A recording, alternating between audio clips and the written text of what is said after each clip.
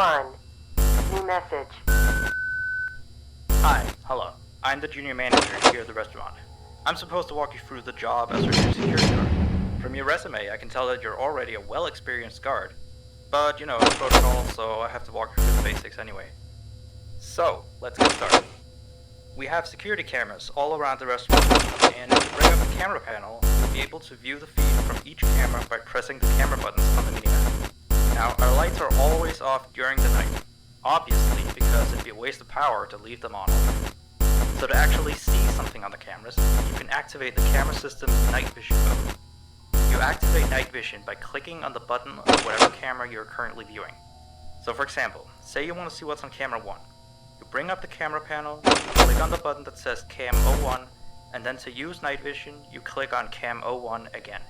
Once night vision is activated, you can click on any of the other cameras and view them with night vision as well. And you turn it off the same way you turn it on.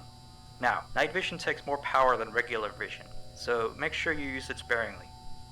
Your first priority as a security guard here is to keep an eye on animatronics. Those are really expensive machines, and we do not want them stolen. And you keep an eye on them through the cameras. We have quite a few animatronics here at Candy's. There's of course the cats Candy and Cindy, there's Chester the chimpanzee, there's the penguins, just lots I tell ya. So, you also have 3 security doors in your office, each of which can be closed by pressing the door button by each door. These are here in case you're in some sort of danger, but personally I just use them to shut myself off from the world when I need a break. But don't let me be your role model on that one. You need to remember that closing these doors takes power, and the longer they're closed, the more power they drain. Now, I know that sounds kinda backwards, but you have to trust me on that one. I think it's something about the doors having an automatic fail-safe feature in case the power gets cut off, so they open up if there's no more power. All I know for sure is that they do use more and more power the longer they're closed, so you don't want to keep them closed for too long at a time. Now, the reason I keep mentioning the power is because the restaurant uses a backup power generator at night, which only has a certain amount of juice in it. So anything from viewing the cameras to using the security doors takes power. You can see how much power you have left on the computer on the desk in front of you. Try not to run out of power. If you do though, you won't be stuck in the office since the doors will always open up anyway. Oh, and one last thing. The animatronics aren't completely turned off at night, so they might start walking around a bit. But just be careful not to let any of them into the office, cause we have stuff in there we don't want damaged or anything. Though, don't bother with the ticket booth door, they won't attempt to get in through there. That should be all. You'll hear from me again on your next shift. Have a good night.